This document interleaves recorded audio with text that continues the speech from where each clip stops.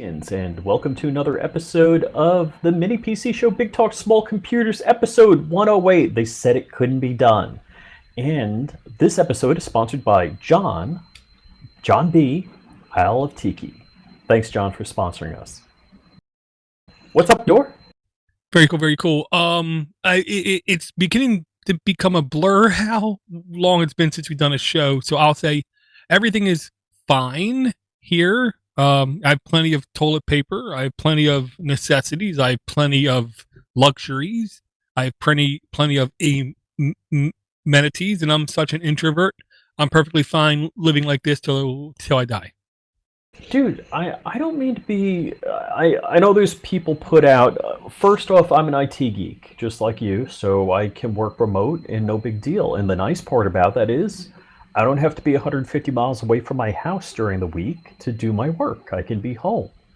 And that means I can get up and walk around and tend my plants and stuff like that and do projects and, honeydews. All that stuff's a lot easier when you're not either A, away 5 days a week, and B, not driving to or from there. Let me just recognize the people who are suffering, because I know there's a significant amount of people out of work, and my heart goes out to you folks, and I hope everybody's doing well and they recover quick. The bad news, or good news, bad news, I guess, a lot of hospitals aren't making money because they're not doing, they're doing only emergency work, not elective surgery. And in many things, it's not like cosmetic surgery is elective surgery. Many different things are elective surgery. Like things you can choose to put off is elective surgery, basically. So people are getting laid off or furloughed or whatever at hospitals, which this isn't how it should be going. I'm a little disturbed or distressed about that for people that should be out of work. And unfortunately, I think a lot of lawyers are running it because everybody's afraid of getting sued, that they don't want to have, like, well, we opened up for business 100%, and then everybody gets COVID. So I think that's kind of an issue. That's a driver. Well, I'll say we always have issues. Now there's just different issues. And yes, I was told I needed surgery now. I called up the place. I said, okay, ready to schedule my surgery. They said, next available appointment is July. So anything that's not going to save your life is now put off indefinitely, which sucks. So I am like in ridiculous constant pain every day on my shoulders, and there's nothing I can do about it except try to medicate myself with alternate means. Cheers. I'm going to be like the biggest wimp ever. I got like a little bit of a pinched nerve in my shoulder, and like certain moves hurt, like right. So if you have real pain in your shoulder because you use it, that's a big deal. I'm sorry for you. Well, and honestly, don't feel sorry for me. Who I feel sorry for right now are people dealing with battery, people dealing with spousal abuse, and children dealing with abuse from their parents, because right now is the absolute worst time of their life. I'll say on the bright side, because you gotta, if Monty Python taught me anything, you always have to look at the bright side of life. Like you said, I can telework, I can work remotely. I'm working 40 hours a week. The wife is still working 40 hours a week. Every single chance we get, we order something online to just spend money. And we order food at least now 3 times a week from different places. We try to, spread the love. And every time we give 100% tip. Wow, 100%. You're a big tipper. Well, because I know that they're not getting as many orders as they used to. Good for you, man. I thought I was generous, but you really knock it out of the park. And I've walked down the street each way more than a couple times, knocking on doors. Most of the doors won't answer because they're petrified and terrified of the end of the world. But the ones that do, I let them know if they need anything. I'm down here. Hi, I'm a nerd. I can help you out. I've also sent Good for you. emails basically to half of my administration where I work, saying if you know anybody in my zip code or in my township who needs anything, please don't hesitate to let me know. Here's the bottom line. What makes America a fantastic country is its philanthropy, A, and B, its innovation. Okay. Which I will say, nothing I think has empowered the home tinkerer in the last 40 or 50 years as much as computers like the Raspberry Pi, which sparks my passion on these mini computers, because you can look at it and a million different people will see a million different uses for it. Some people just want to stream video to it. Some people want to turn their house into home automation, and other people want to make cube satellites measuring gamma rays traveling through the universe. It is a true world of wonder you can get from these mini computers. Okay, so with that introduction, I'm going to kind of spring this on you. I dropped the link in line 1245, but you could go to CNX Software and it's the first article there. Raspberry Pi powered ventilators and 80 plus open source ventilators listed and ranked. So apparently, the Raspberry Pi Foundation is ramping up production on Pi Zeros because somebody came up with a Pi-powered ventilator and it uses a Pi Zero. $5 computer to power your ventilator. How cool is that? Don't get me wrong, it's cool. And that's what I like about open source is that, what we do, quote unquote, not me, but we, the greater we, do in the open source world is we see a need and we fill it. We don't care about laws. We don't care about barriers. We don't care about expectations. We just find a way to get it done and make it happen. I will say, I'm going to try to put this link in the notes too, and I'm going to put this in the YouTube chat. If you're watching us live, and if you're not watching us live, I'm sorry, but we do go live. We try to go live every Wednesday night around 9 p.m. You can follow us on YouTube, Podnutz, Discord, or other services, and we will let you know when we go live. Hell, even IRC. And what I'm going to share is a link to what is a COVID health needs trends, hospital resource use, deaths per day, total deaths. And what you can see by looking at this graph is we've already reached peak numbers. So the United States, at least, is not in future need of ventilators or respirators. We're fine, which is why you've started to hear in the last couple of days, states are now starting to give their stocks back to the national stockpile to help give out to other places that do need it. And I do perceive very shortly, we here in the United States are going to start to ship massive amounts of resources overseas, especially to places like India, where they're going to need it, basically, dare I say, more than us. Well, it's one thing looking at a curve like this, but that's based on everybody staying home. What's going to happen when we start heading out? Well, and that's why I'm almost, but I'm not really. I'm almost, you really don't want to be, but I'm almost okay with news organizations fear-mongering people to stay home.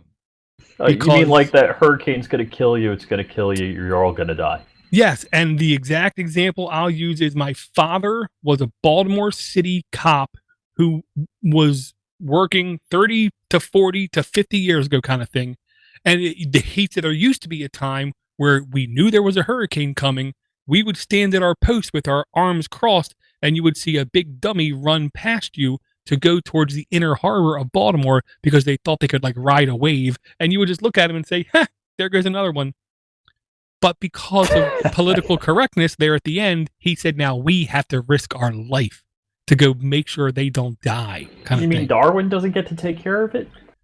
No. These days, we can't let that happen. We have to protect everybody, including the people that literally don't, I don't want to say deserve protection, but, the people who in history's past would have just been taken care of. I'll say, with this kind of thing, I'm okay with people being afraid to go outside, because the more people that stay inside, the better every elderly, senior citizen, person with severe diabetes, person with severe heart disease, or person with a autoimmune disease, the safer they are. And judging by like the number of people sitting home watching the Tiger King, maybe they need to be scared to stay home. I haven't watched Tiger King, and I'm a little surprised at how much that permeated the culture. That there wasn't a show, a YouTube channel, anything that you couldn't turn on and you'd hear something of the Tiger King. Well, and I'll put it like this. This is the same reason I can't live in a place like New York City, because there's too many stupid people too close to me. There's only so many stupid people I can interact in any given day, and I have a job where there's enough of them already. So when I come home, the last thing I want to do is watch stupid people like Tiger King. Now, I will say, almost like it, but not really. McMillions on HBO was good because it was literally a little bit of stupidity, a little bit of mafia, a little bit of FBI, a little bit of like attorney general. So it's actually kind of almost smart publications. But I just glanced at Tiger King once and said, no, I'm okay if everyone on this show dies. So why do I want to watch it? So, in the prepper community, there's the concept of the bug out bag, and I live in but believe it or not, I'm in Palm Beach County, but I live in the rural portion of Palm Beach County. I have a get home bag and basically bug in bags. Like, this is stuff for, getting back to the Hughes Compound Southern Command, and this is stuff I need if crap hits the fan. And I'm not going anywhere. Yeah, and I mean, look, right now, every extreme couponer is sitting there with their coupons, like throwing money in the air, like, ha ha ha, I was right. I got a basement full of toilet paper. I am right. Look, a broken clock is right twice a day. It doesn't mean you're actually right. Well, and I agree with you fully on that, because who would have ever predicted this? Nobody's predicting this. Somebody is, but also somebody is also predicting tomorrow that flying pigs are going to come down and be actual gods. Right. When was the last time the whole planet shut down? Well, Oh, and I'll say it like this. Mini computers proliferating through everything will only make the next time something happens where instead of killing 0.3, 0.4, 0.6, whatever the number actually turns out to be, to where it actually turns out to be like, 10% of the people dead from a disease. Mini computers proliferating through every ecosystem. And I don't mean just first world. I mean everything. Every little town in Africa, every little offbeat place in Asia. When mini computers proliferate everywhere, then we could literally sit at our homes, order things, have automated machines, sanitize them, and drop them off at our front step. To where the next time a pandemic like this happens, in air quotes, because there's real no definition for the word pandemic, we would all just literally have to not congregate for 2 weeks, and the virus would be wiped off the face of the planet forever, and no one would have to worry about it. It wouldn't take 2 months, 3 months, or 6 months. It would literally only take 2 weeks, because that's the life of how long it takes someone to start to show severe symptoms. Mm-hmm. But what do I know? I'm just a nerd. Right. So I'll say this. I haven't had a lot of chance to do a lot of things with a lot of mini computers since we last played around. But I will say I did upgrade my Nextcloud server to version 18, which was the big version put out maybe a month ago. It finally hit my repo so I could upgrade to it. I did have a permissions issue I still haven't addressed because I just found out about it today, which I'm 99% sure I can just log into. It's called the NCP, the Nextcloud panel, and just click a button that says fix permissions. And once I do, then I'm going to start to upgrade my streaming rig, which is an x86 computer. I bought a 2 terabyte hard drive off of Newegg. So what I'm going to do is I'm going to literally disconnect the current drive, connect this, get everything up and running. When I'm satisfied, copy things over from the old hard drive, make my new drive the primary drive, pull the old drive out, and then turn that into my data drive for my Nextcloud. And then I plan to actually use Nextcloud as a daily driver for not just files, not just text notes, but actual email, password management, and more is what I'll say. Oh, dude, it's good talking to you because I was like, I had an issue where I could have used Nextcloud today and I didn't think of it as a solution. So thanks. You put a bug in my head on that one. Well, and what I would like to do, I'm not going to guarantee I can do. What I would like to do is literally just pull out the SD card from my Rock 64, put a fresh installation of Own Your Bits version of Nextcloud Pi on SD card and actually screen record the actual setup because it's not difficult at all. But there's a couple little things that people should do. And I'll put it like this. If anybody knows the reason we have SSL TLS certificates, there's two reasons. One is for a trust in the chain of trust. Two is so you have a secure communication from point A to point B. I personally do not trust any certificate authority because I know they've all been infiltrated by governments throughout the world.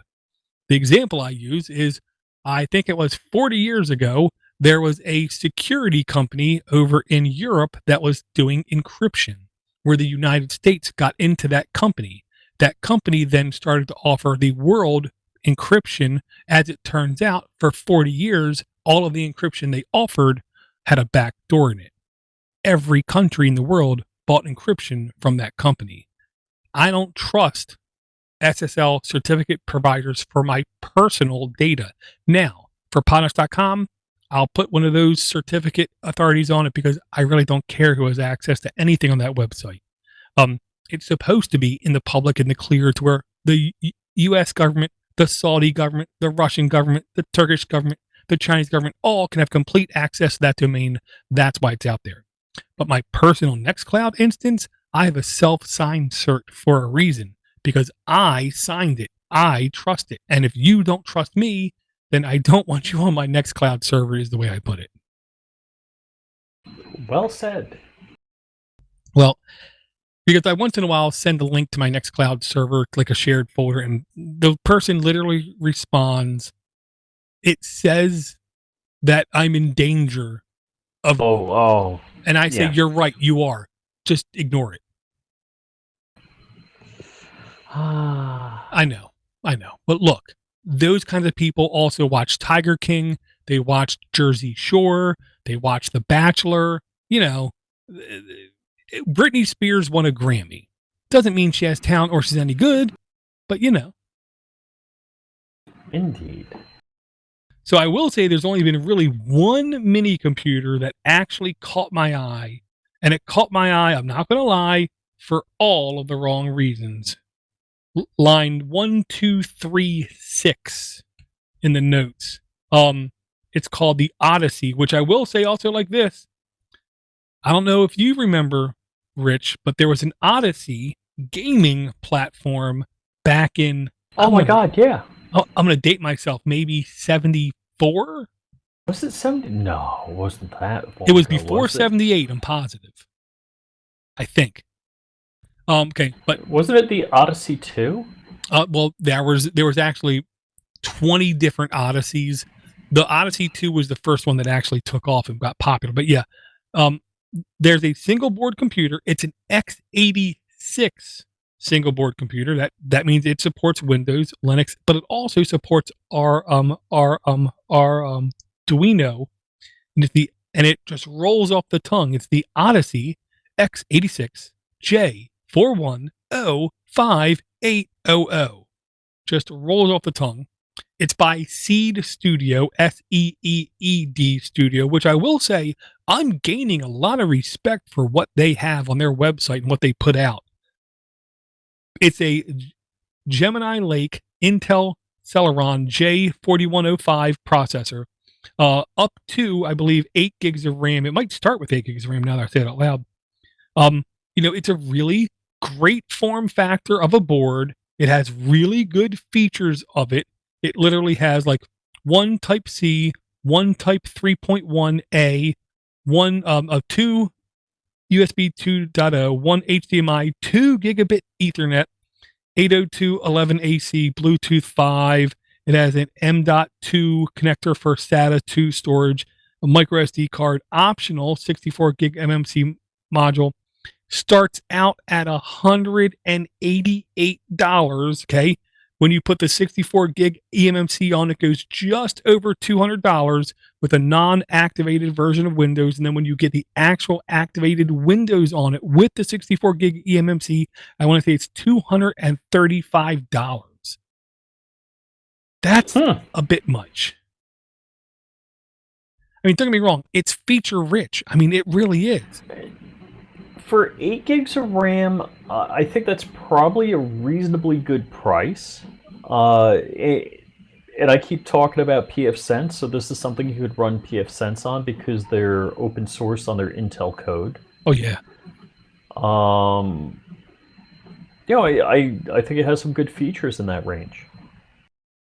But yeah, $188 or it's more than the SBC world, ARM SBC world is looking to pay.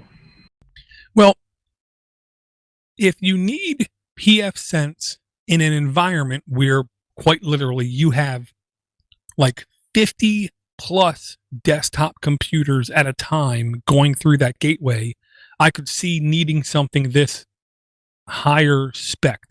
Because there are a couple mini PCs out there with dual gig where you can get for like less than like $40, $50. So this to me fits, and here's the only way I can describe this. We've all now been unbelievably accosted with the image, or at least the artistic image of a coronavirus, where you have this sphere and then you have these things jetting out of it. I feel like that's what's happening right now in the mini PC world. Is we've had this core of mini computers, but things that are shooting for the niche are shooting really hard and really fast, really dramatic, because there's no reason why they couldn't do an x86 computer with, I'll just say, less specs and more functionality for like $110. But no, they decided to go, true dual gig NIC, M.2, 8 gigs of RAM, 64 gig eMMC with like a lot of bells and whistles, pushing that like niche out to the extreme. And I will say ETA Prime and I do believe Explaining Computers both did decent videos on this device, but each video, like a third the way into, I just like shrug my shoulders and like, it's nice, but I mean, I don't even know what I would use it for. Maybe if I was trying to do like a high-end, ridiculous video game stand-up cabinet console, but that's about it. Okay, so I don't know if this comes with the power supply or not, but it does take 12 to 19 volts, and it's a barrel connector, so 5.5/2.1 millimeter barrel connector. So pretty much any laptop power supply you have will run this thing. So if it does come with power, great. If not, that's okay too. Well, I do know Explaining Computers, when he got it, he got the board. He had 2 antennas. One was for Wi-Fi, one was for Bluetooth. And I will say, when you have a physical antenna, unlike the Raspberry Pi, physical antenna will increase the stability of the connections tenfold, but the range at least 2 to 3-fold. It also came with a dedicated SATA connector. It also came with the battery for the BIOS battery, and it did come with a power connector with 4 different adapters for 4 different regions of the world. I'm going through their site, and yeah, it does look like it comes with a wall wart. Yeah. For $188, I don't want to say it better. I'll just say this. I'm really glad that it does. Okay. The upboard and the upsquared board were sold a la carte. So, yeah, you needed to add, the power supply, all of that kind of stuff. And that's one of the... This is actually not a bad price, considering you get the RAM, 8 gigs of RAM, a decent CPU, and a whole bunch of other features. Well, what I'll say is I have mixed feelings about it because it's not a bad price, but I don't like the fact that the RAM is soldered onto the board. It's not the end of the world, but we've seen other mini computers, I'll just say this, similarly priced. They're definitely a little bit probably more expensive after you add the RAM on, but literally they go up to having 32 gigs worth of RAM available onto them. Yeah, I see.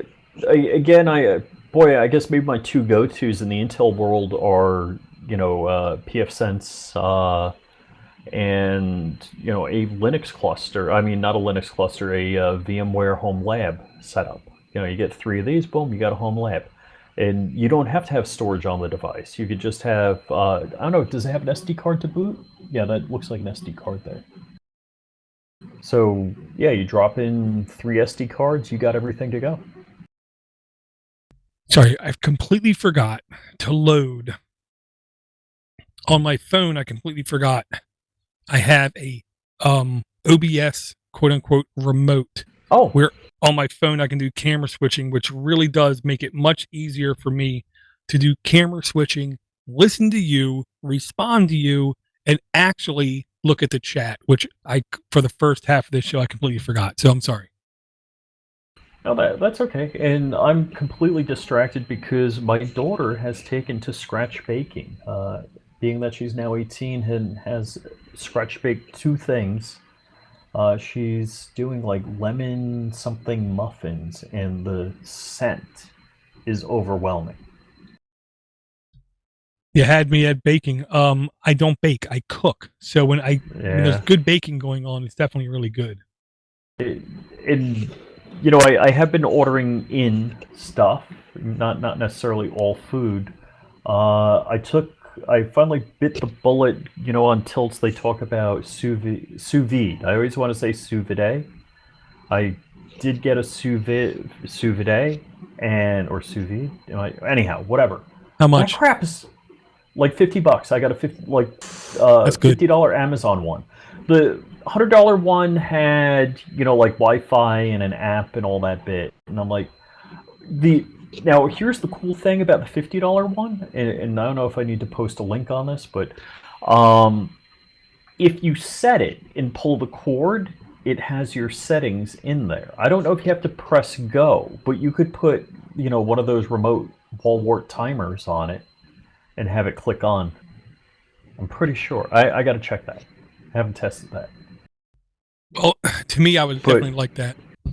I am a sous vide convert. Well, here's what I've been told. You get the sous vide, and the sous vide is literally just a piece of hardware and then a thing that circulates the water and heats it. Okay. You just go to your local restaurant store and you get like a clear plastic container. You just use that because it works just fine. The gimmick is you used to leave for work in the morning.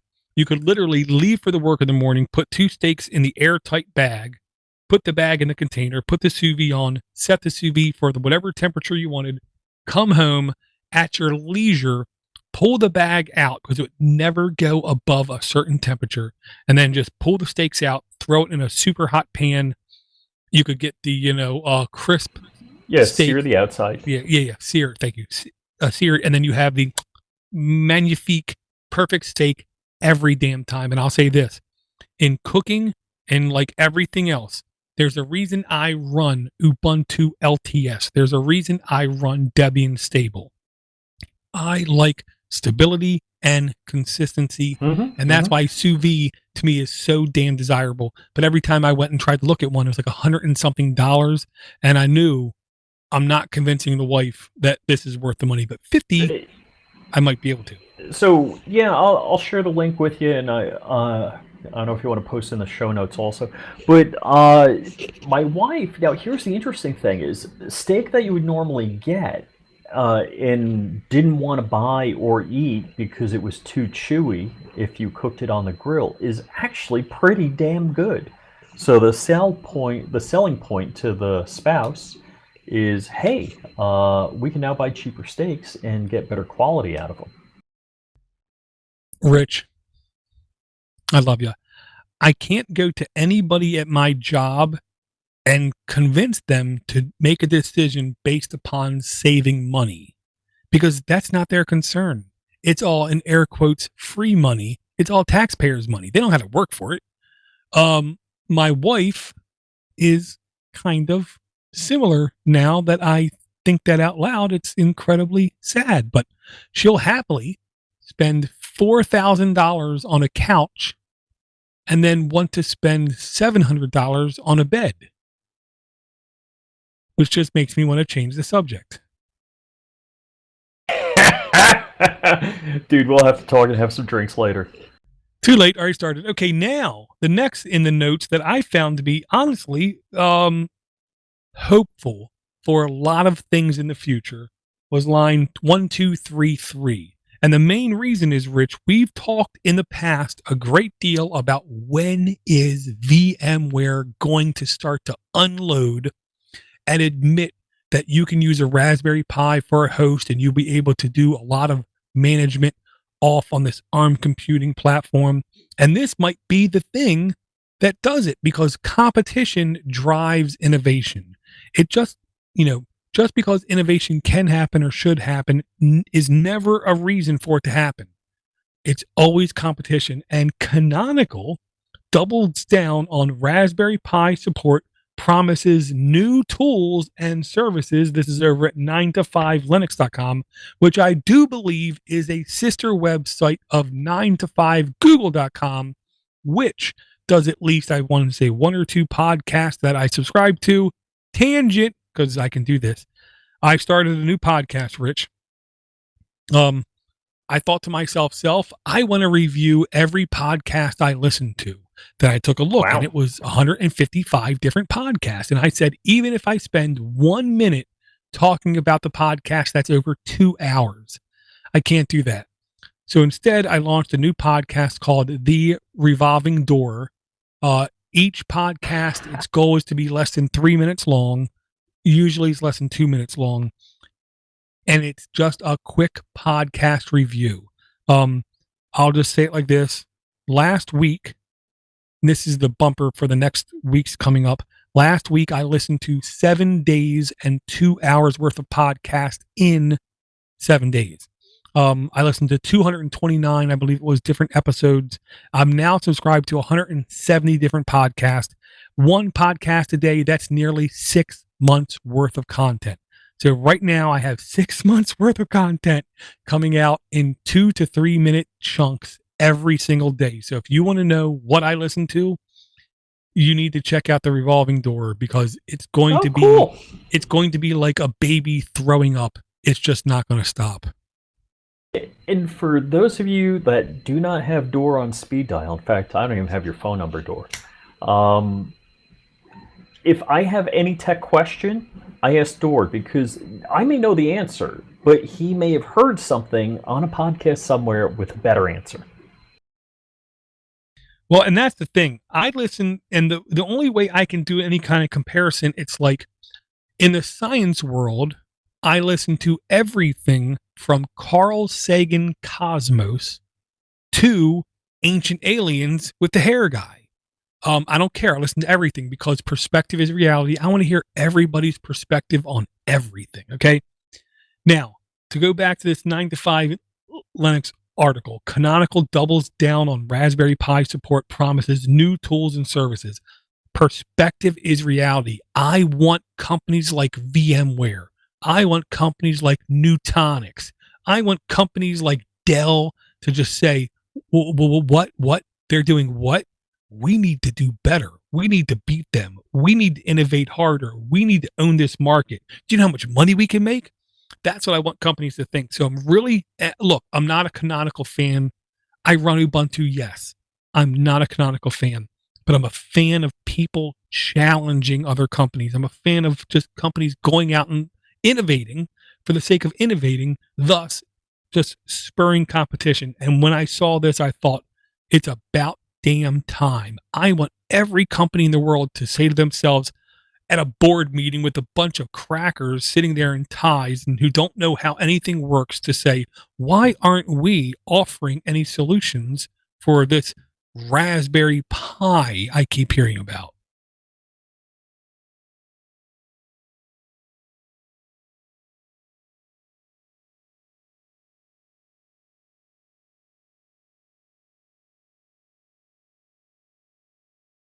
I don't think I hear you, Rich. Oh, I gotta click the button. Yeah, with ESXi 7 vSphere 7 coming out beginning of the month, there was supposed to be a companion announcement of ESXi for ARM running on a Raspberry Pi. And so far, I have not seen that announcement yet. I know, and I But don't want to sound dumb, but I don't know what they're waiting for. They yeah, could completely own the market. So I don't think VMware gets it. I don't. In basically the way they're talking about it is, I kind of think of IoT as a derogatory term. There have always been things on the internet that you're making crap up right now, or the edge computing, and I'm like, it's always been on the edge. You're talking as though the cloud was the norm. It's not. So VMware is seeing ESXi on IoT devices on the edge as a security issue to push out updates or to secure the network. They're not thinking of it as a compute device, which I'm a little irritated at. With 4 gigs of RAM, and I'm sure they're only going to go up on this Raspberry Pi and other devices. Somebody's going to come out, just as you say, competition. That whether it's Banana Pi or Orange Pi or whoever, Friendly Elec is going to come out with a board that has double what Raspberry Pi has, and that may be true in the future, in a year, or 10 years from now. I think they really need to get on board with the idea that it's not edge, it's not IoT, it is a compute platform. Well, and that is the truth that I think it's going to be difficult for everyone to understand. I hate to say it like this, because if you've watched Silicon Valley, they've been truth tellers, fortune tellers of what future computing is going to be. Distributed, non-centralized computing is a future. And it's a future that is open to making a hell of a lot of money for whoever is able to fill that niche. I do think edge computing will finally gain hold, because look, 2 years ago I predicted PWA, progressive web apps, were going to take over. This is the year where they're going to start to take over. Granted, it's probably going to take another 2 or 3 years for them to really catch on and to dismantle, to dethrone installable apps on iPhones and Androids, which I hate to say was Steve Jobs' original goal from the beginning, was progressive web apps, and I think it's going to take over. Edge computing, I'm sorry to say, I think it's unfortunately going to take at least 3 to 4 years for industries, pipelines, development streams to actually understand how to truly distribute workflows onto your local network and to the greater network, to where you could have anything computed near instantaneously using these small edge devices. Because I firmly believe our children and our children's children are not going to know what it means to run out of disk space. I firmly believe our children's children's children's will not understand what it means to wait for things to get done computing. Mm-hmm. And what is it? I've got a i7 Gen 7 NUC with, did I put 64 gigs of RAM in it? And I was using, let's see, I was compiling the code for my 3D printer. I couldn't tell you how much faster it ran than on my Mac, my 8-year-old Mac. So yeah, crap's getting better. Smaller, cheaper, all that. Yeah. And in honor of dual screens, in the live chat, which I will say, really nice guys, really good podcast. They've splintered their podcast up now. If you check out dual screens on iTunes, what you'll find out is they have a multiples different types of podcast all coming down the same feed. I'm guessing they're going to separate them out sooner or later, but I am a huge fan of passionate gamers. And again, Dual Screens podcast, go check them out. But in honor of them, I wanted to bring this one up. And it's called 1GX Mini Gaming Laptop. Okay. ONE space GX Mini Gaming Laptop. Everything we know so far, and this is a Lil Putin link, which again, I just love saying Lil Putin. This is basically it used to be called like netbook is what I'm going to say, because it's it's a 7-inch to 8.4-inch screen. It's a mini gaming laptop, 7-inch display. Intel Tiger Lake is what they're assuming it's going to have. 5G, they said it's going to have 5G connectivity. So quite literally, you could open this thing up and on a 7-inch screen have unbelievably low latency if you're on the right supported network and have multiplayer gaming on it. And if you go all the way down in this article on Lil Putin, there's 5 pictures. One of the pictures compares it to a Nintendo Switch, which why wouldn't you? But the third picture also includes a wireless controller that is going to be an ad hoc thing you can buy with it. So you can literally pop open this 7-inch screen, type on your keyboard,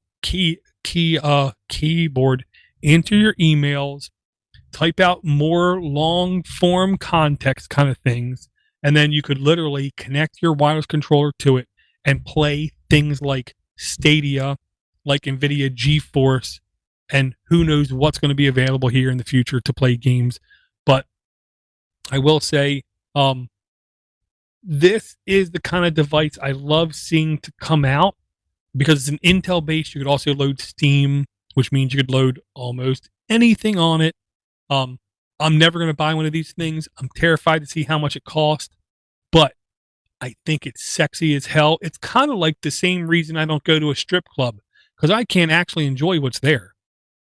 See, that's why I don't know how many times I've been to one since I've been married. I think 0. But I used to joke I'd go twice a year and you'd leave the same way you went in, because you got to look at stuff you never got to have.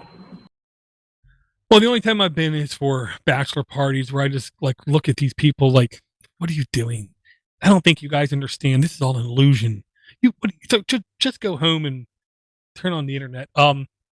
Next time we got a private moment, remind me to tell you a story about the Canadian Ballet.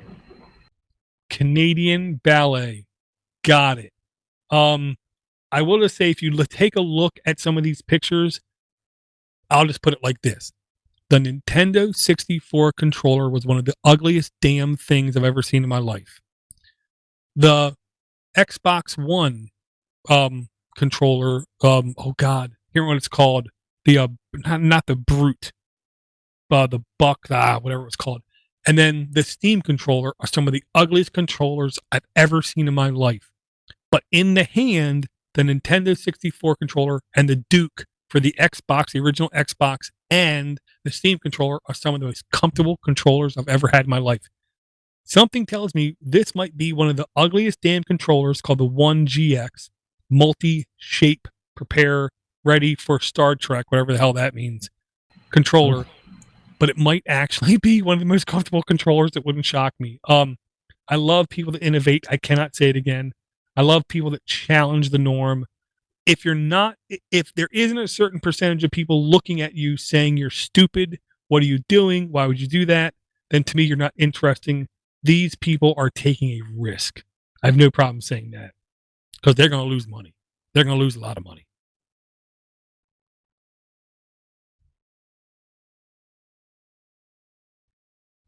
And like, we thought the $180 board was like overkill. Line 1, 2, 3, 5 in the notes, Rich. I don't know if you saw this board or not. Yes, I did. I read ahead. Yeah. the Raspberry Pi alternative has an 8th generation Intel Core processor. Pause. I believe we're up to 10th gen, if I'm not mistaken. I'm 99% Don't sure know. we're up to 10th gen. This is an 8th generation Intel Core processor and 16 gig of RAM, but will cost you almost $800. So this is like the Ducati of motorcycles. This is the Rolls Royce of cars kind of thing. If you really want to just throw money at something, you can get this. And it honestly, the form factor is remarkably small for what it is.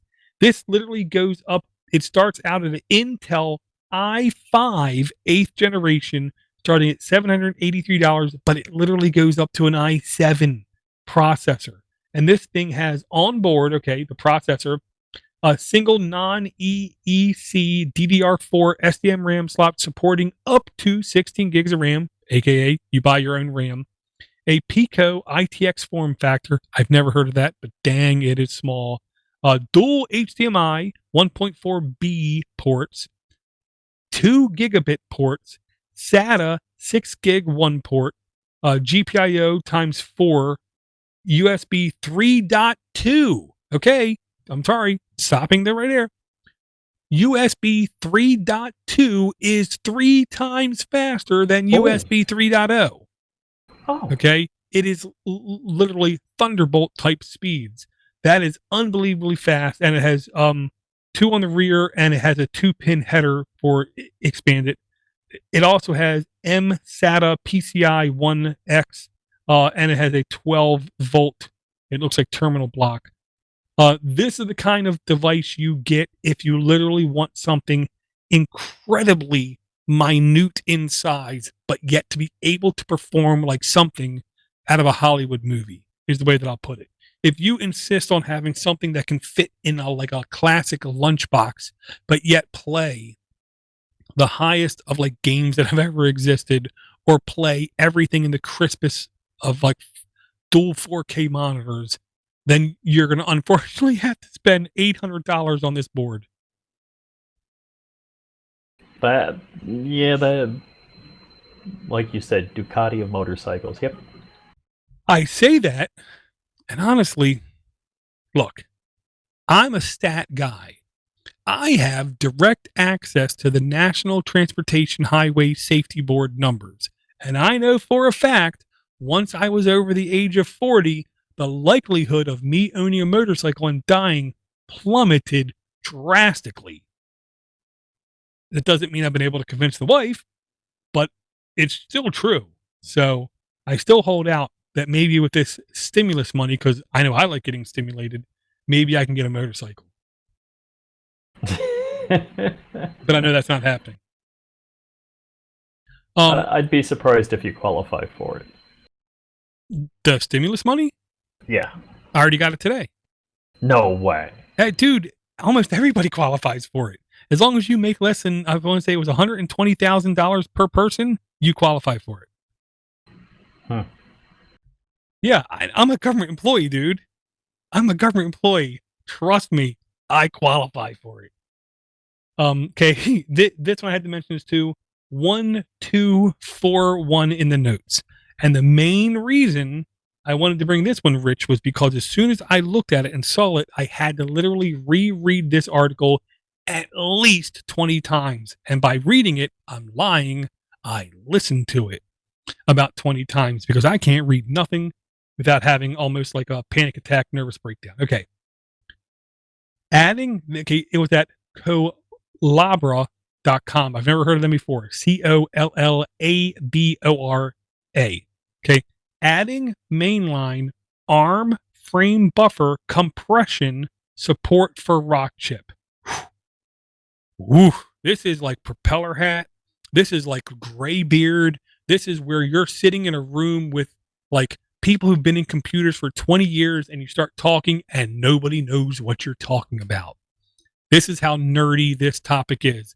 All I'm going to say about this is all this means is the core graphics engine used by processors like the RK3399, aka not the proprietary GPUs like the Raspberry Pi, not the proprietary GPUs like Samsung's, not the proprietary GPUs like NVIDIA, but the open GPUs like in the normal, in air quotes, ARM chip, the lower priced ARM chips are going to start to get mainline support in the Linux kernel itself, which just means in the future years, the super cheap open ARM boards are going to be much, much, much more competitive with what you would see in a Samsung device, in what you would see in a NVIDIA-based device like an NVIDIA, like a Nintendo Switch.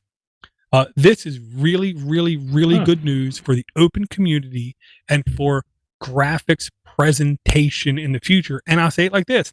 One of the first things that they're putting in the mainline is the RK3399 chip. And I don't care who you are. You can go back a year in this show, and I was pushing how important and how devastating this RK33 processor is going to be onto the ecosystem, and it's still holding true. This processor is still going to be one of the preliminary, like premier processors for any device to use moving forward for probably the next 8 to 12 months still, because it was that overpowered. In fact, software developers still have not even came close to hitting its peak production. They estimate they've only hit about 65% peak efficiency, which means everything running a RK3399 processor will still slowly increase in performance, in efficiency, and in power usage over the next like 18 months. So I still feel really confident in things like the Pinebook Pro, which runs an RK3399 processor, the Rock 64, which is running an RK33 processor. I think the Pine people made a very intelligent choice in picking that processor.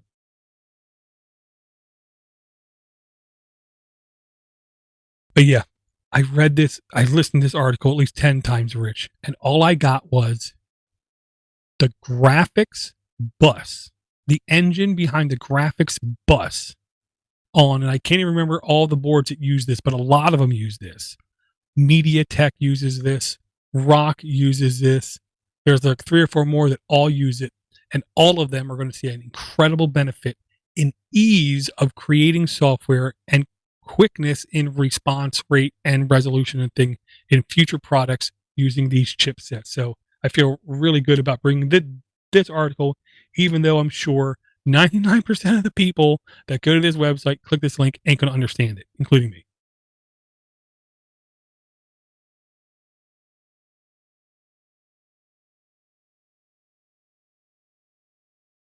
So I got a question for you. Line 1240, why'd you bookmark that? Now it's line 1241 because I shifted things. If you go to the left, wasn't me. Oh, okay. So the 2U convert, I have got a 2U device right here. And the thing that sucks about it is I haven't tried this software on it, but you can't hack it. You have to, or by Wi-Fi at least, and they ultrasonically weld the plastic case. So you would have to cut it open and maybe 3D print a new case or cut it on the back side so it doesn't look like, you know, real crap.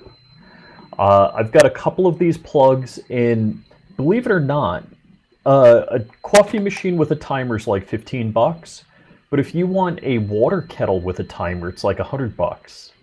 I got a $15 water kettle in one of these, and my water kettle boils water at 7 a.m. and then I pour it on my instant coffee. So, but I would love to have this run with my home automation software. And to do that, I would need the 2U convert to do it. I'm not sure, I've tried this one to hack it by Wi-Fi and it hasn't hacked Wi-Fi. I may actually have to Dremel this thing open and reprogram it. Gotcha. Yeah, this is definitely the people who want to repurpose extremely low cost, sorry to say this, but Chinese, Alibaba, AliExpress products. If you want to buy them in bulk and purpose them, it would be great. So the short of it, if you guys aren't familiar with this stuff, so ESP2, I always do this wrong. I always want to say 286. It's like 2688. Whatever the ESP Wi-Fi chip, it's dirt cheap. So Tuya allows other companies to brand their products, but they harvest data from the users. So they actually don't want you to hack them and put something like Tasmodo on it and have you integrated into your home automation system, which is what I've been doing. So when I see power strips or plugs like this come up for sale and at a discount, I usually pick them up. Unfortunately, there are some versions of this that you can hack, and the ones with the updated firmware, you can't hack by Wi-Fi, you have to cut them open. So I have this sitting on my desk because it's a reminder, maybe I'm going to 3D print a case for it and just crack this thing like a nut. Yeah, I mean, there are two types of people in the world. There are people who are function over form, and there are people who are form over function. I am most definitely a function over form. I don't care what it looks like. Let me rephrase that. I admire attractiveness, but it's not a requirement. If something is more functional than it is beautiful, I'm okay with it, is what I'll say. Yeah, this seems like almost like a hacker's paradise, is what I'll say. Oh yeah, throwing Tasmodo software on these devices, these 2U devices, just does so much for them, because then you have MQTT control from something like Home Automation Assistant, or any other home automation hub will do MQTT, which is kind of like Wi-Fi CAN bus, basically. There's broadcast messages, and that's what I do. A lot of my house does MQTT stuff. Very cool, very cool. I'm not the kind of guy that likes to spread fear, uncertainty, or doubt, labeled FUD, FUD, which honestly people like Bill Gates were great at. Tangent. Why anybody would listen to a billionaire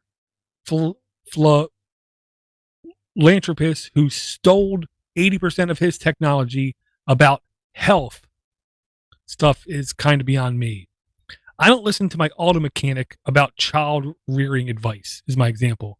I'm not going to listen to a billionaire guy who stole most of his technology about health. Maybe I'm unusual. I'll also say thank you for Charles for also coming out tonight. But this is a link I had to post, I had to share, only because there is some truth to it. Okay. If you have IoT devices on your network, I don't care what kind of IoT devices they are. I don't care if they're smart switches. I don't care if they're smart hubs. I don't care if they're smart door locks. I don't care if they're smart coffee makers. I don't care if they're smart refrigerators. I don't care if they're smart thermostats. I don't care if they're smart cameras. I don't care what the hell they are.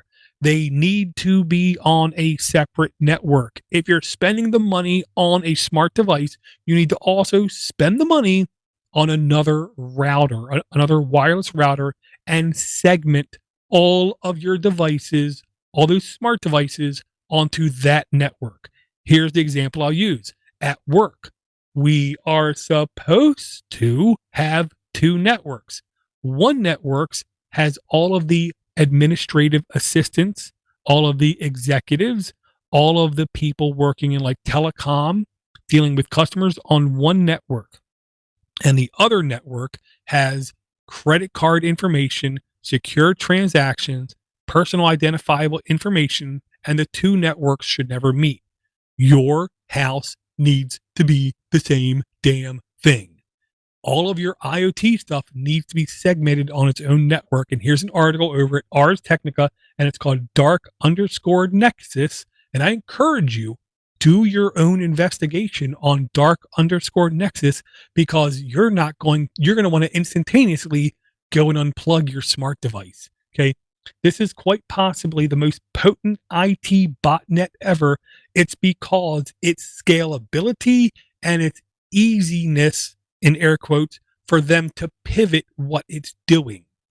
A lot of companies have put a lot of money into DDoS protection, and they've been really successful at thwarting some of the biggest attacks that have happened in the last year and a half, 2 years. If you notice, we haven't seen sites like Facebook go down in air quotes for a while. But with this kind of botnet coming online, I can guarantee you this. We are on the precipice of having, you think this pandemic is like hurting people and making them upset and giving them social cognitive disorders? Just wait till the internet goes down, because too many people have old, outdated garage door openers or smart cameras in their house that they can't get rid of, that are secretly pwned by this dark underscore nexus, and then they have it linked on the same network as their Apple MacBook and their Windows Surface Pro kind of thing. Because when this thing gets on a network, it looks for anything with there's a list of like chipsets that have native vulnerabilities baked into the processors, where once this thing gets on the network, it spews out and takes care of anything else. Me personally, I have 3 different networks at my house. I have my streaming production business network. I have my own personal network where I do my off things. And then I have the network where the wife and kids can do whatever the hell they want. I don't care. If they get pwned, it's their own damn fault. But I segregate things out with 3 different routers. It's actually 4 different routers, because there's the core router that just connects to the other 3 routers. One router is my personal streaming, one router is my personal, and one router is for the family, and it includes the IoT stuff, because they can all just burn all at the same time. Segregation can be a good thing. It wasn't a good thing in the history of America, but perception is reality, and times are changing. Right now, to segment out, to segregate your digital things into different networks is really the smart thing to do.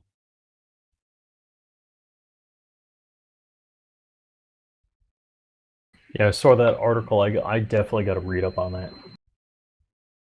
Well, I'll just put it like this. Here's another thing that's going to change, Rich, okay? Because we've already been going on for a while. I don't even know. Over an hour. Perfect timing. I am going to do one thing different, and that is every single link that happens to show up in our spreadsheet, I'm going to add to the notes anyway. The ones we mention will be at the top. Everything we don't mention will be below. Here's the real reason I'm doing that. I want you, the listener, if you want to literally, as you're listening to the show, click the album art, click the artwork for it, and then click on it again, and you'll see all the notes to the show.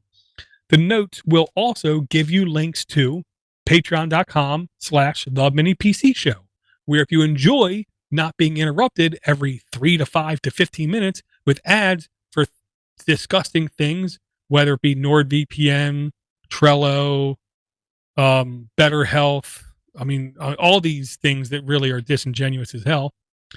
If you don't like getting those ads, then you can support us directly at patreon.com/TheMiniPCShow. Links are in the notes. Or if you want to join us on separate platforms, they're also in the notes. Or if you want to send us a voicemail at 7076 Podnut, you can do it there. Or if you would like to send us an email, you can send us an email directly at minipc@podnutz.com. But in those notes, it's also going to contain every single link that we didn't actually bring up in the show, to where you could say, hey, this was cool, this was important, why didn't you bring it up? Thus, it will give me, Rich, Brian, Brett, anybody else more content to talk about the next week.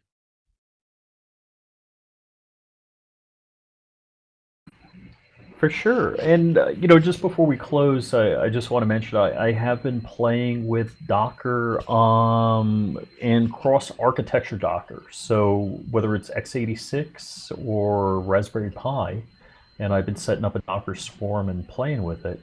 So Docker is quite interesting. It is, and it's one of those things. It's like a sous vide. Once you understand it, once you got it, I hate using this word, once you grok it, it makes sense. I'm not there yet. I've used it here and there. I've used it off and on every now and then, but I don't really get the reason why I should stop using VMs, stop using native installs, and just use Docker. Yeah, I could go into it, but I know you want to wind up. Where was it? Sous vide. Oh yeah, I was gonna grab you the link, and I was able to download a Docker. This is x86 Docker Swarm with a load balancer and Lucy, which is the open source Cold Fusion, and I was also able to inject Lucy into a Tomcat ARM Docker container. So I thought that was kind of cool. So I'm learning. I'm getting there. Very cool. Very cool. Yep. And Rich, I'll ask if people want to connect with you, and for some reason they don't want to open the notes because it's literally all right in the notes. What's the easiest way for people to connect? Well, flyingrich.com. I'm youtube.com/flyingrich, and I'm flyingrich on Twitter. So gives you a whole bunch of places. Definitely, if you go to flyingrich.com, you can do the contact me, and I'll read your notes and get back to you. Yeah, and then whenever we get a replacement for Google Plus, then we can promote that too. But it still hasn't happened. Oh, yeah. I know. I don't think we actually had any new emails. We have the last one was February. Thank you, Chad Baker, being our newest patron. Which reminds me, I have to upgrade our Patreon list where we call out Patreoners in the beginning of the show because we definitely have new ones. So, note to self, I will upgrade that. I'll also say again, thanks for everyone for coming out. Thanks everyone for participating. Again, we live every Wednesday night around 9 p.m. on YouTube is the main portal for all of our communications. If you would prefer a different method of communication, all you gotta do is let me know. Again, minipc@podnutz.com. I want to thank Rich. I want to thank everyone for hanging out with me. And do not forget, if there's ever been a time you should randomly contact somebody from your past, recent past, or far past and just ask them, how are you feeling? I'm pretty sure April 2020 would be a damn good time for that. And with that stated, I love you, Rich. I love you, Brian. I love you, Brett. I'll talk to you guys again real soon.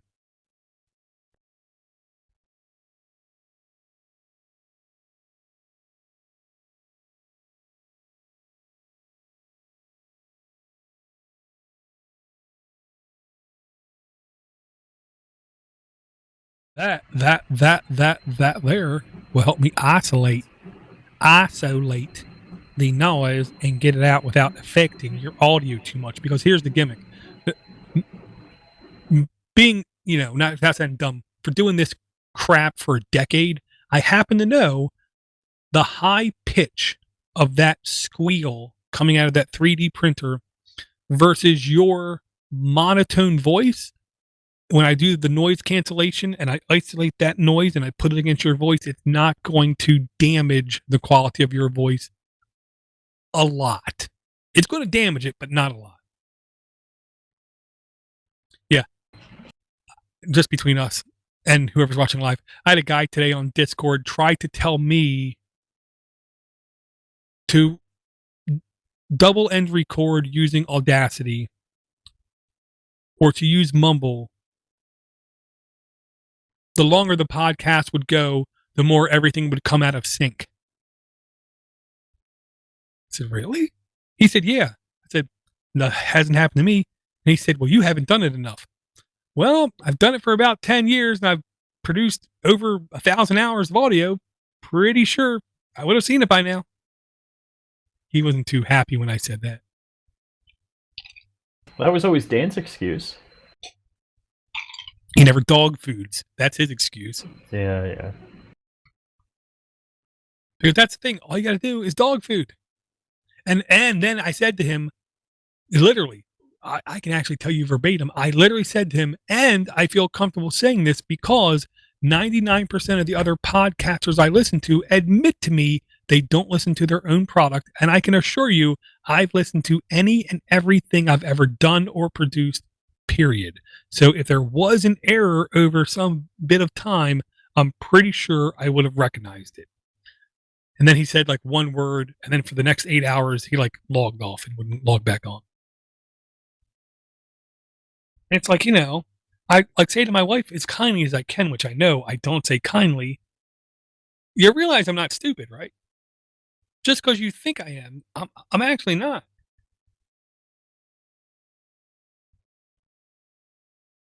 Yes. And then I like say to her as nice as I can, just because I occasionally say stupid things doesn't mean I'm actually stupid. Right. Trying to like All right, buddy. give her a bone.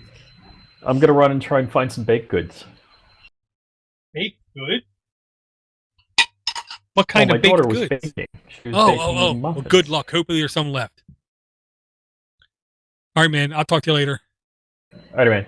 Later. All right. I will be right back for the live, guys. You need to start using that free mastering screen. I don't know, man. Fizz. That was Windows only, I think, Fizz.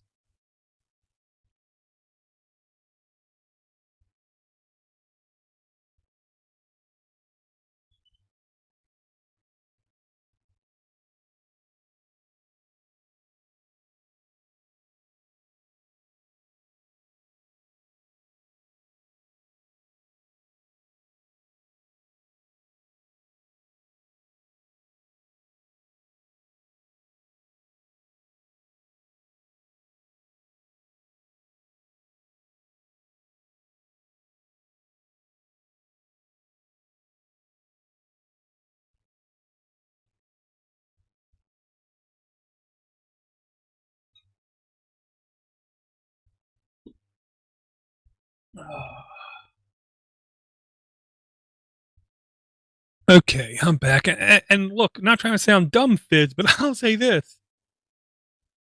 Why should I start using that mastering suite on Windows that you showed me? Is what you hear not like up to snuff? I mean, like, shoot with me. Tell me the truth. Is what I produce not a high enough quality or something? Because if you say it isn't, well, then I'll have to look at something, because I don't want my audio quality to suck. And I have like in my suite 450 or so VST plugins.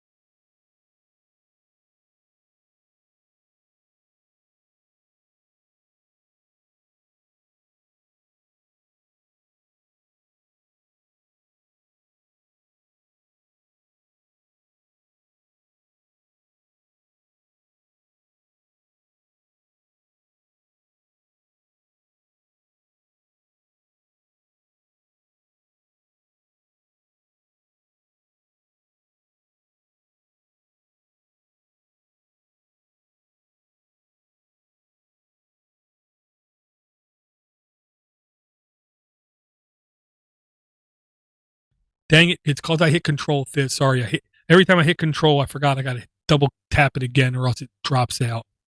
Okay, let me first just do this and say, see, each one of these holds about 10 plugins. 1, 2, 3, 4, 5, 6, 7, 8, 9, 10, 11. 11 plugins.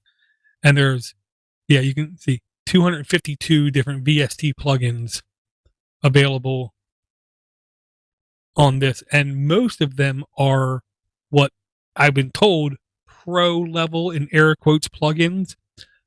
The difference is none of these plugins look pretty, where you open them up and they look like this, where if you load them up in the right interface instead of being sliders, you would have like the pretty dials that you can use. I don't use the dials because I like hard numbers so I can see the actual number that's being done. And like here I can easily see, at least in Audacity, I have the peaks highlighted. So when I go over too high or too low in dB, it highlights them. Now I'm doing a Dyson compression. I sometimes DEES my audio as well, but I've been pretty good about not like hard S-ing kind of thing. Okay. That didn't do what I wanted to do, so let me look at those numbers again. See? Compression. Oh, yeah. I typed that wrong. -18, 1 and 1. I messed that up a little bit.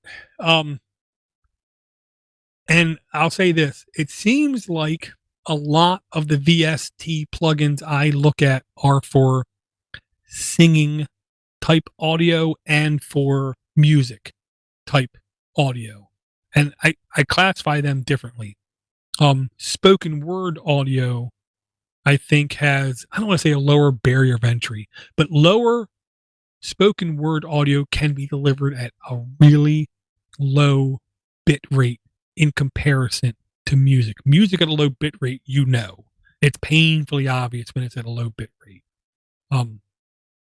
Just come here, go back here, change this to OG, Flying Rich, badang, badang, badang. And I will say one advantage to doing the revolving door, because this is, an hour 10 to edit a revolving door podcast literally takes like 8 seconds. It's ridiculous. I can get more screenshots of them, is what I'll say, of all the VST plugins. And honestly, I think they're all in a single folder too. If I knew the folder, I can't remember if I have Catfish installed in here or not. Let me see. Catfish is usually my go-to file search. VST. Nope, I don't think it's in the Podnutz folder.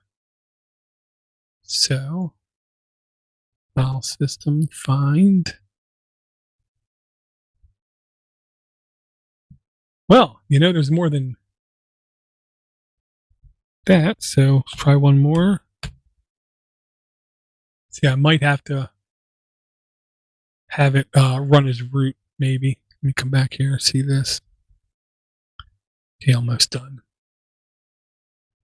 But yeah, I did at one point in time literally go through every one of the VSTs. This was like 7-8 years ago. Do every single one of the VSTs, and I tried to deduce, is this something I should be using? And in reality, there's only like a handful of them, maybe like 5 of them that I thought to myself, it could be useful. But then after like further examination, it seemed like only in extreme circumstances. I'm going to do this. I'm going to delete the rich one because I forgot I asked him to be quiet there at the end. And I did not do noise cancellation. So I'm going to redo his. Come back here. Okay, I forgot. Almost messed that up. And then tomorrow I would listen to the show, and then I would have hurried up and tried to re-edit it before too many people downloaded. It does seem like 2/3 of the people do not download for like a day or two. Okay, here's where he gave me the audio. And you guys can't hear it, but all you gotta do is see that bounce meter, that green bounce meter moving, and that's all of his noise. So then all I do is highlight his noise, come here, this noise removal, the default works fine. get profile, select all, noise removal, enter. And unfortunately, this is one of the most time-consuming things I can do, and that's because this is Audacity doing destructive type editing to where it actually changes the source files every time you do it. That's why if you do it, it takes 2 or 3 minutes, and you undo it, and it takes 2-3 minutes. Non-destructive, non-linear editors are so much quicker. The only time you got to wait on them is when you do the export, which I'm most of the time very okay with.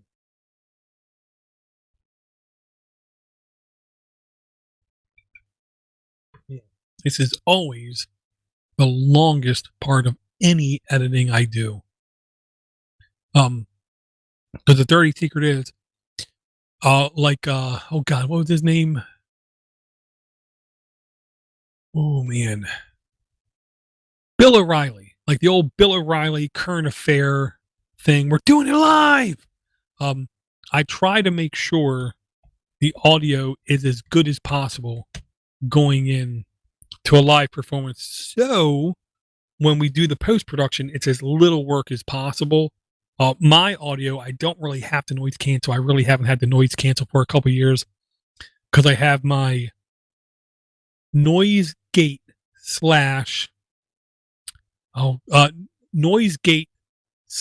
compressor tweaked really good to where even if the heat or whatever turns on, you really don't hear it too much in my audio. Okay, Dyson compression done. File export. Looking right. Okay, that was literally the longest time of my editing right there. Oh. Make a DIY. Well, I'll say this. If Rich always had the same 3D printer running from the same distance from him every time we did a recording, I would have it as a standalone thing where I just click it once and it automatically takes care of it. And that's why I try to tell people, if you're going to have a fan running during a podcast, always have the fan running. Never turn the damn thing off. Because if you're consistent with your background noise, it makes it really easy for me to get rid of. Every time. I don't have to stress. I don't have to worry about it. What is this? The camera. And I do not think I brought my home camera to this show yet. My standalone IP camera. And I'm not really sure of the security about it. I do think an outside website does have access to my camera 24/7, which I don't like. I have to do some more, sniffing on my network.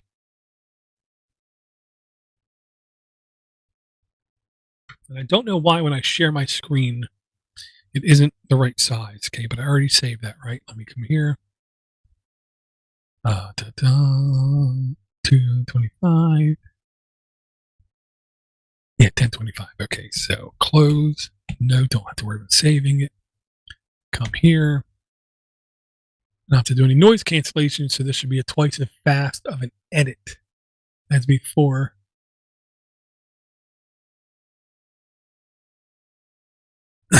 But I will say one of the tools, I can't shut up. Some of the tools that people insist I have to look at is Reaper. And every time I download Reaper and just open it up, I don't want to say complexity. It's amount of buttons and knobs and sliders and numbers nearly causes me to have a panic attack. I cannot stomach how hard they are. When I open up Q Tractor, it's almost like Audacity Extra, Audacity Advanced is what I'll say. And I will say this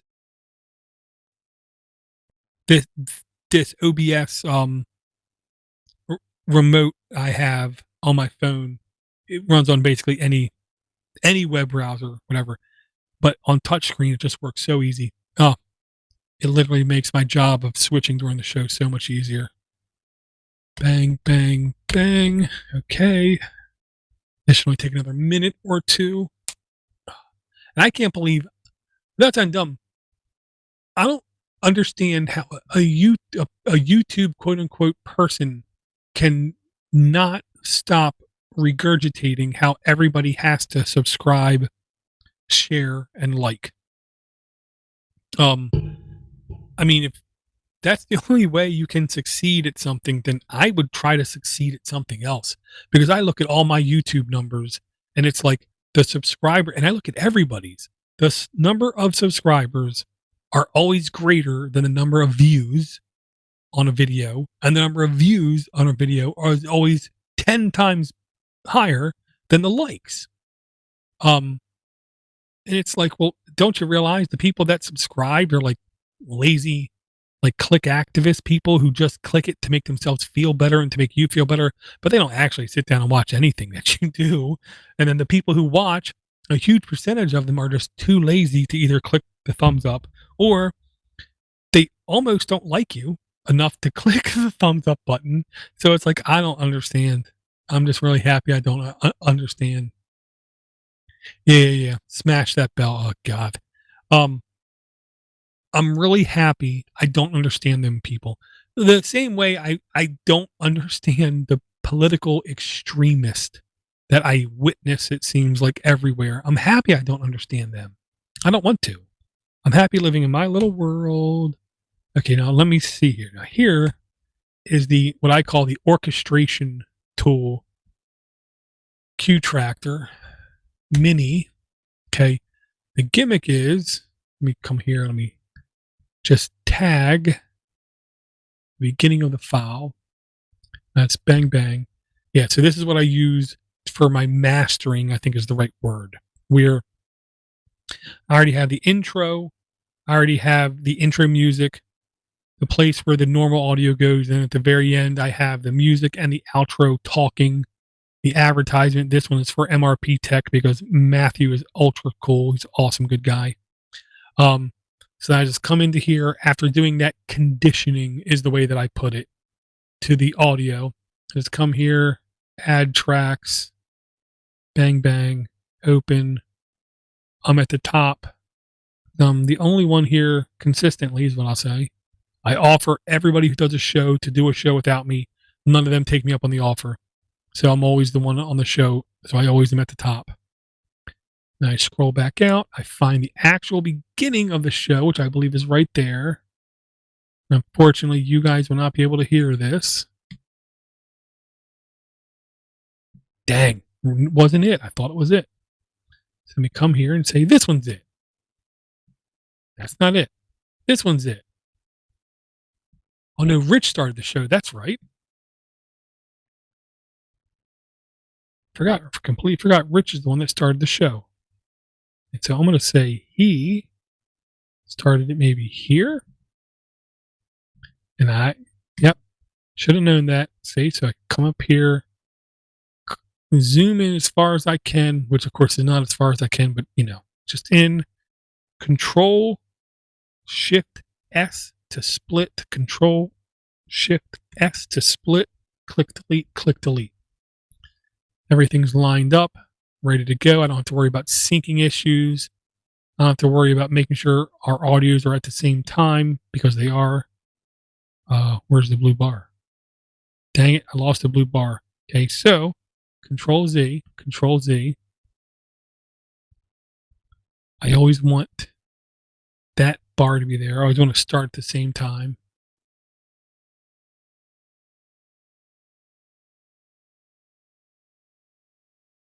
So let's come down here again. Drag till we see the blue. Okay. Bang, bang. Perfect. Zoom out. Wait for that to load. Now I come here. This is the actual soundboard where I can have all the different plugins. And here's where I believe I can get a list of at least the Q Tractor plugins. I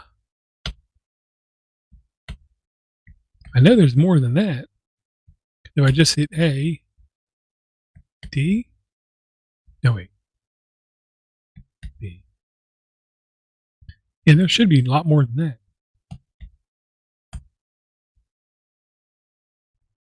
Yeah, VST. Thought this was the one. I guess it was Audacity where I had the big list. I thought it was this one. Oh, there you go. Okay, yeah, I had to go back and back. Yeah.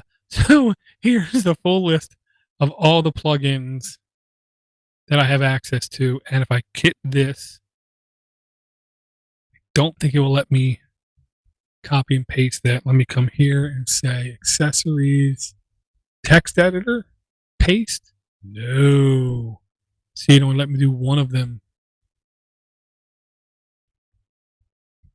Let me try that again. Would not let me do it. So I'll find a way to actually get a complete export of them. But yeah. So this is all the plugins I have. A lot of them you'll see are like, I want to say differentials is what I'll say. So I have amplifier GCIA, amplifier GAIA.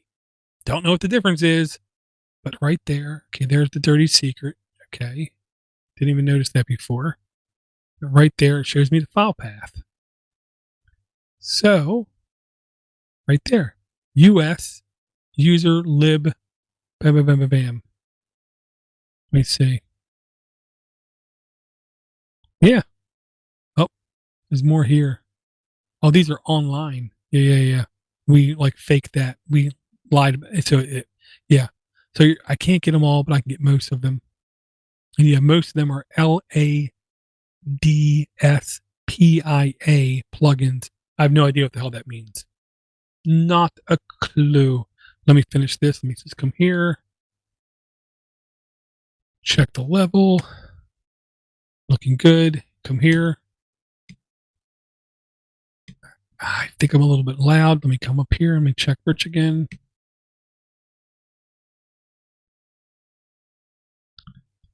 I'm going to boost his audio up a little bit. Come here. Drag this back. Was here. Let me come here and say, yeah, that was the end. So stop. Stop. The insanity. Okay. Go. Click. Drag. Click. Drag. Zoom out again. Badang. Badang. Track. Oh, wait. Save. Let me get that list again. Let me come here and say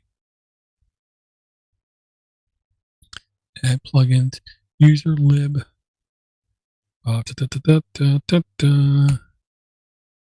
CD. User lib. LAD. LS. Okay, there it is. So all I gotta do is say ls to home Podnutz plugin.txt. Enter.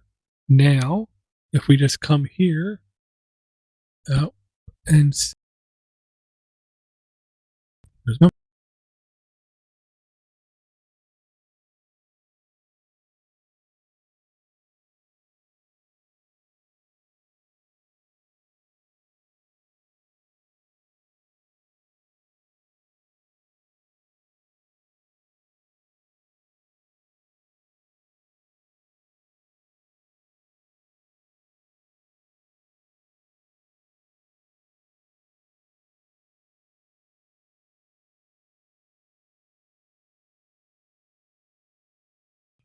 And I'll say it like this.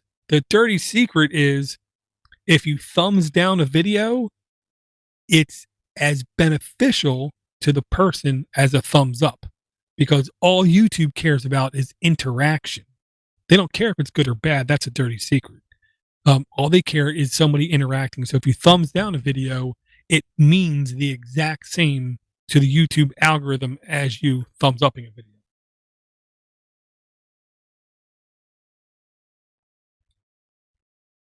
It's kind of like the worst thing you can do to a bully in school is ignore them. If you ignore them, they'll sooner or later get bored and stop. But if you give them any kind of positive or negative feedback, the bully will just keep going at it. That's the YouTube algorithm. If you thumbs down a video or thumbs up a video, it doesn't matter. As long as you give a reaction, then it is good for that channel.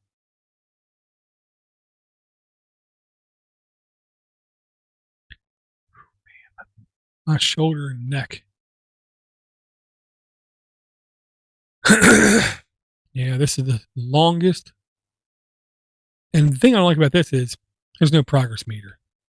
I can come over here and cheat and see it's 334 megs.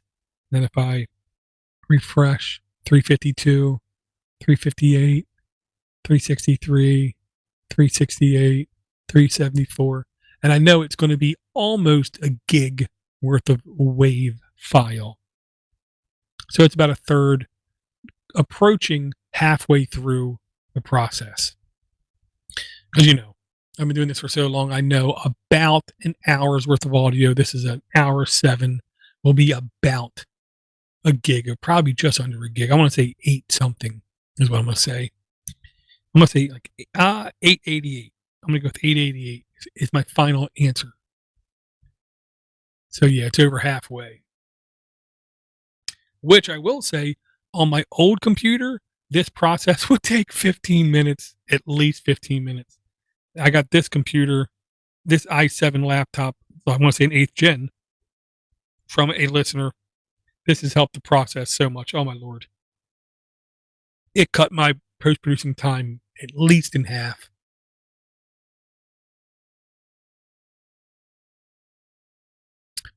Well, I'll say, if you want to have a good explanation of like how things go viral, if you have not listened to Derek from Veritasium, he did a video and it went like insanely viral.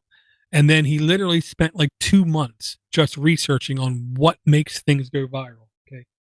It ended and he did a really good breakdown. Okay. I said 888. I'm pretty sure I'm wrong. I'm pretty sure it's going to be closer to 600. 683. Dang. I was way off. Okay.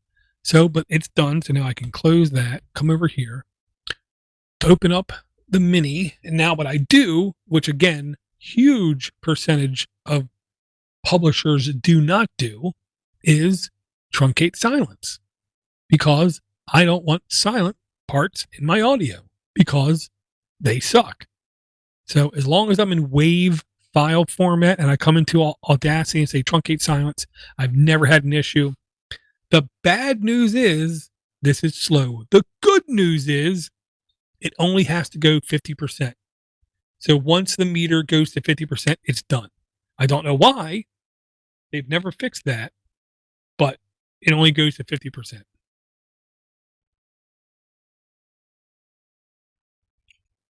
You can see it's about 30-ish. Approaching 50. And it's done. Yeah, I don't know why. Export. We need to change the directory. Change the file type. Overwrite the wave. This is a step I know a lot of people don't do, and I don't understand why, because you saw it literally took less than 2 minutes. A huge percentage of the podcasts out there are so incredibly lazy with their creation of the actual end product. They spend hours gathering notes. They spend hours trying to like coach people on what they're doing. They like meticulously go crazy in editing out the ums and the ahs and all the little things. But then when it comes down to the actual doing the last step, they just don't do it. And I don't understand why. Don't need to save. Delete that. Now we do the actual magic. Here's where the magic happens. We do the actual transcoding from WAVE, which is the PCM, like pure quote unquote audio, not lossless, but as close as we can get without it taking 3 hours. And we convert it to the magic true mono MP3 96 kilobit rate, which in music would sound horrible. It would sound like the Beatles recorded and then played back on an 8-track. I mean, it's just so bad. But for podcast, 96 kilobit is fine. And I'm going to bet this is going to be less than 60 megs when it's done. I don't know. We can try to cheat and say, okay, we're about 50%, 20 megs, so about 40 megs. Okay. Less than 60 still is correct, I'll say.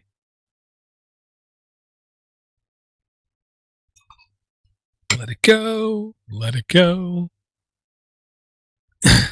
Yeah, so where a lot of other podcasts an hour's worth, I've seen some podcasts have like 200 megs, which is why they don't get the download numbers they think they do.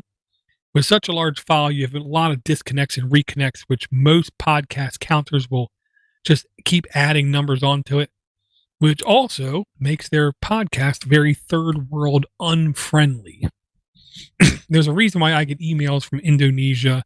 There's a reason I get emails from Kenya, Brazil, and every place else, because my podcast is third world friendly. Maybe not as friendly as like Steve Gibson, but it's third world friendly. So yeah, 41 megs. That's fair. Okay, so now I come here, shut down, stop the video sharing. Let me see if I turn orange, crazy orange. No. Okay, good. Okay, now we're going to do a little bit more magic, and I might screw up the keyboard again and say less.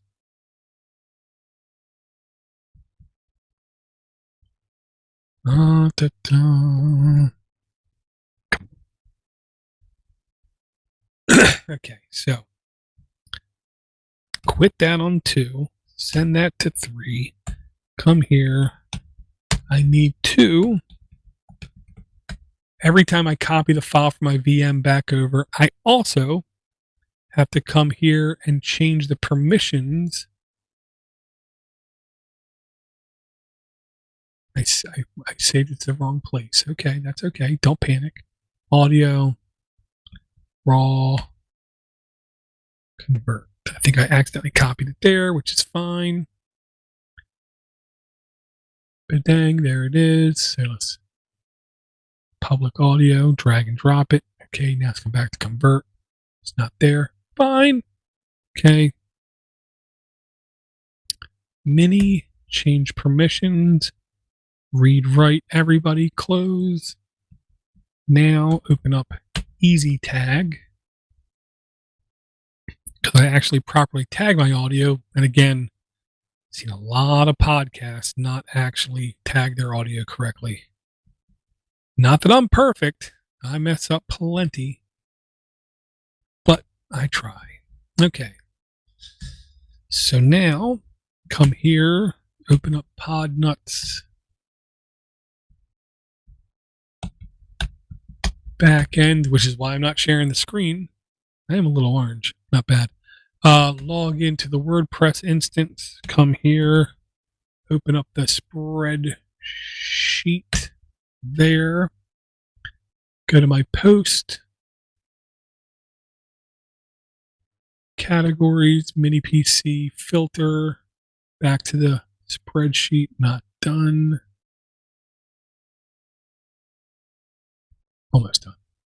Mini PC show 107. We're going to clone, because if I clone and then just change what needs to get changed, the likelihood of me making mistakes is remarkably less. We still need to figure out a name for this episode. 108. 108. Come to the links. Delete everything, I believe. Everything? Okay, not everything.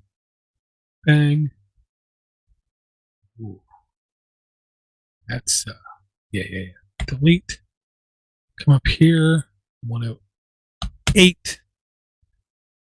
Okay, I got no problem showing this process, as I want to say. Now, this is the kind of like stupid thing that I should automate. One. Okay, so if I come here and say share screen, entire screen, allow. Okay. Come here. This gets populated via bookmarking. All we do is bookmark a link, and then voila, it magically appears in this spreadsheet via some, I'll just say, old technologies. Okay, so he actually did talk about this. We're going to bring this up higher into the show notes. Suvi did also talk about, let's bring that up higher in the notes. The one link I wanted to make sure was here was this. No, was this.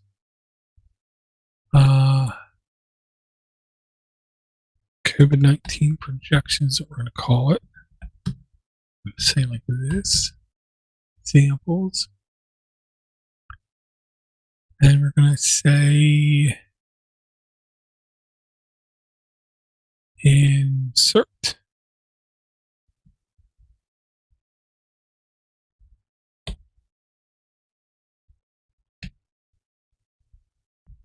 Bang, bang, bang. Okay, now for giggles, I'm going to do this. Okay. Okay, so now I just take this whole thing, copy it over to gedit.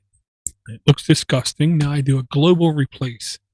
Order of operation is very important with this. So the first thing I do is I replace line breaks via regex with line breaks and dashes, replace all. So it separates stuff out a little bit more. Now I do another global replace, and I say replace tabs, which the separation in cells are represented by tabs, replace all, done.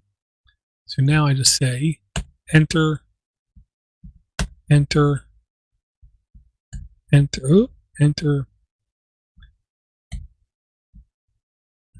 Yeah, here's why I don't global do that, because sometimes things are multiple tagged, not just many, which means I would have to come down and look at everyone independently, which isn't the end of the world. Could be so much worse. Enter, enter, enter, enter, enter, enter, enter. Control A, Control C, hit it a bunch of times to be sure. Come here, Control V. Now,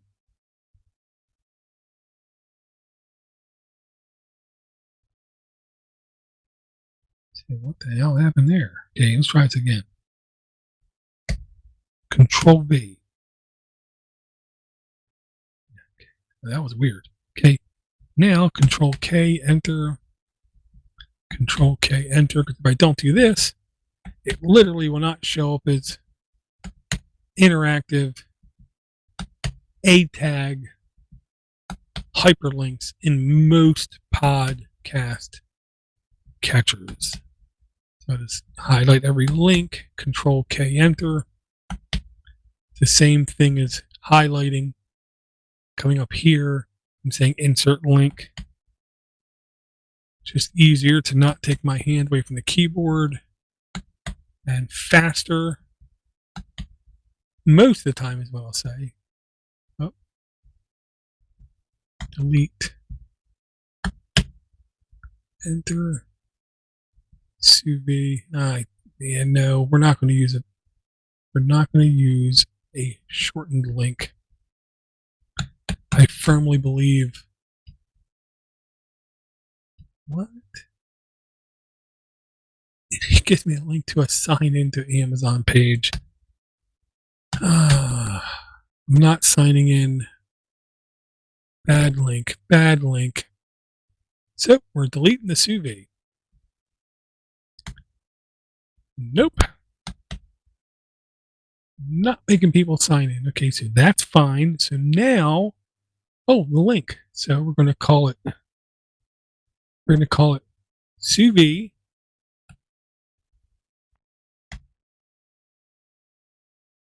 Sous vide. Less link. COVID dash board and expensive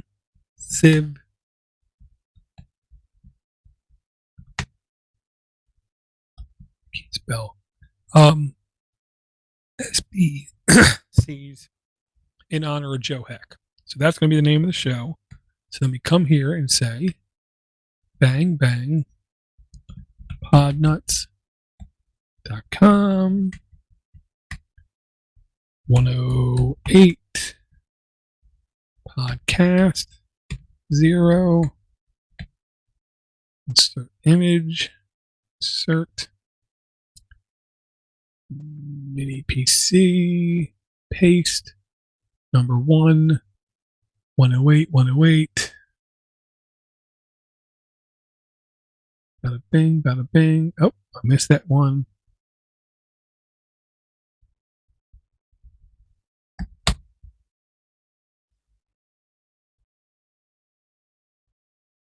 Yeah, the spreadsheet, it's pretty easy, in fact, and it's actually pretty dynamically done. You can use if this then that. You can use Zapier. There's a bunch of different ways where you can either just say send whenever I send an email with this link, send it to this spreadsheet, or you can use a bookmarking tool like Gitpocket. I prefer Gitpocket just because, it's easy. Okay, let me come here and say upload mini 108. 20 seconds. 10 seconds.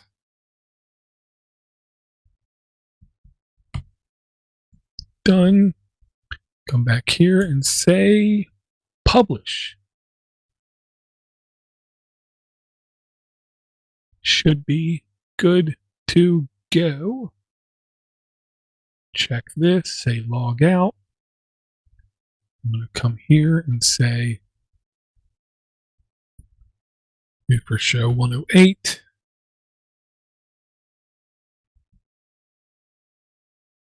Da-da-da-da-da, 109. Control W, Control W, Control T, look at Podnutz.com. Bam, 108 published. Let me come here, see what's on Discord. Oh, man, hey, FeedBurner's been really quick lately. I publish it and it's like seconds.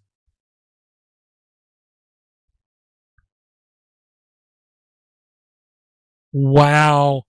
Wow, this is horrible. Let me do this. Open original, Control C. I'm going to put that there. I can't. Won't let me. So I can put it here. Whew, man. That's like, woof. I'm going to come here and say, paste there. I'm going to paste it there. I'm going to paste it there. I'm going to paste it here. I'm going to come here. I paste it everywhere. I'm going to come here, paste it there. I'm going to come down here. I'm going to put it in there. Okay. So, what is this, you say? It is this.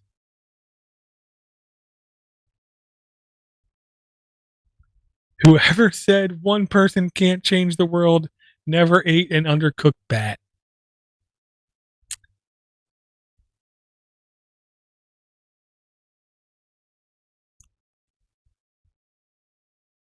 No words. No words. No words. No words. And yes, Fred, I do agree. That's one of the things I really do appreciate about Podcast Addict is you can not only volume boost, you can also say automatically skip all silence. And any podcaster that tells you if you skip silence or speed something up, you're losing the essence of the podcast probably believes in spiritualism, ghost, essential oils, voodoo dials, probably like spiritual stones as well, and maybe even believes in the force, because they're obviously kind of stupid. But I digress, at least a little bit.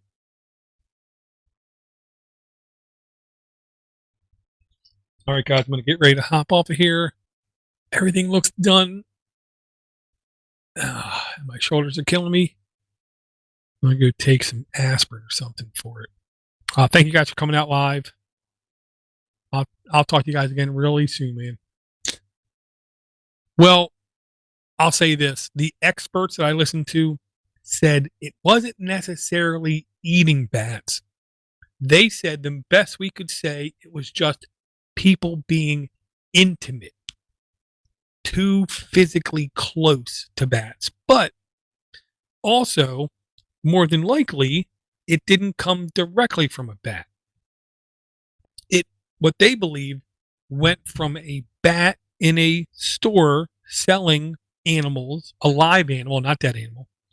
It went from that, they believe, to a pangolin, which I'm sure I'm pronouncing wrong.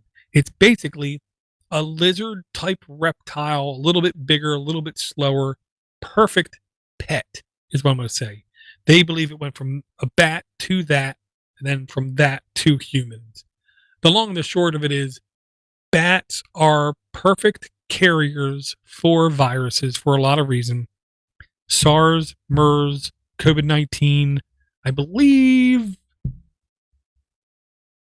it was, I don't know if it was the swine flu or the bird flu. One of them also came from the bat as well. They could prove that. And the reason is bats biology, A, they travel great distances. B, they're mammals. So, they're kind of like us. C, their immune system is always jacked up to 11 to where even if they get infected with 99% of the diseases that they can be affected with, it does nothing to them. They literally just carry it and just spread it someplace else because it's in their best interest to let it not affect them. They don't care if they spread disease. There was a really good episode of Curiosity Daily. If you don't listen to Curiosity, podcasts are really short, maybe 3 to 5 minutes each episode. Last week they did one explaining a scholarly study on why bats are the perfect animals to carry and spread disease, partially because it doesn't affect them. Is long and the short of it. All right, guys, I really have to get something to eat. Haven't eaten any dinner yet. Too busy, making sure wife and kids are happy. And unfortunately, I got to go to work tomorrow and deal with Java. So wish me luck. I'll talk to you guys again real soon. Take it easy.